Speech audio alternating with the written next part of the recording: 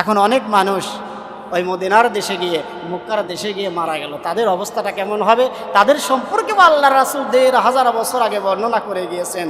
তারা যদি মক্কার দেশে মারা যায়, মদিনার দেশে মারা যায়, তাদের অবস্থাটা কেমন হবে?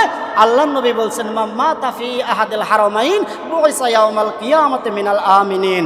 যেই সমস্ত মানুষেরা মক্কার দেশে গিয়ে মদিনার দেশে গিয়ে হজ করতে গিয়ে মারা গেল, ওই সমস্ত মানুষেরা কিয়ামতের দিন একেবারে সুখে শান্তিতে আল্লাহর দরবারে উঠতে থাকবে। আরেকবার বলে সুবহানাল্লাহ।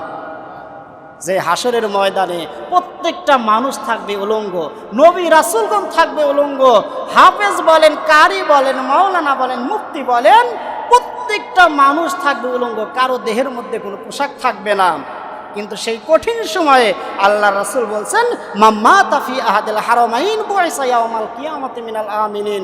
বিশ্বের বিভিন্ন প্রান্ত থেকে যখন হাজী সাহেবগণ মক্কার দেশে যায়, মদিনার দেশে যায়, আর ওই মক্কা মদিনার দেশে গিয়ে যদি কোনো ব্যক্তি মৃত্যুবরণ করে, কিয়ামতের ময়দানে একেবারে শান্তিতে সে আল্লাহর দরবারে উঠতে থাকবে।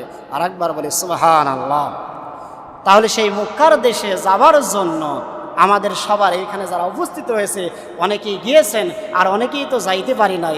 আমাদের প্রত্যেকটা মানুষের মনের মধ্যে এই আকাঙ্ক্ষাটা থাকা দরকার আছে না নাই? আছে। প্রত্যেকটা মানুষের এই আকাঙ্ক্ষা থাকা দরকার। আর আল্লাহ তাআলার কাছে এই প্রার্থনা করা দরকার যে আল্লাহ, বাংলাদেশে যদি চলে আসি, বাড়িতে যদি চলে আসি, জানি না কেমনভাবে মৃত্যু হবে, আমি যখন বাড়ি থেকে বের হয়ে যাব, সবার কাছে এই দোয়াটাই চাইব যে আল্লাহ, আমি বাড়ি থেকে বের হয়ে যাচ্ছি, ওই মক্কার দেশে আমাকে মৃত্যু দান করো, মদিনার দেশে আমাকে মৃত্যু দান করো। মহান আল্লাহ তাআলা আমাদের সবাইকে যেন কোনো একদিন ওই মক্কার দেশে মদিনার দেশে যাওয়ার তৌফিক দান করে দেন। আর যদি আমাদের সেই টাকা পয়সা আল্লাহ তাআলা ভাগ্যে না রাখেন, আমরা যেন স্বপ্ন যুগে একদিনের জন্যই হলে আল্লাহর রাসূলকে দেখতে পারি, সেই তৌফিক যেন আল্লাহ তাআলা দান করে দেন।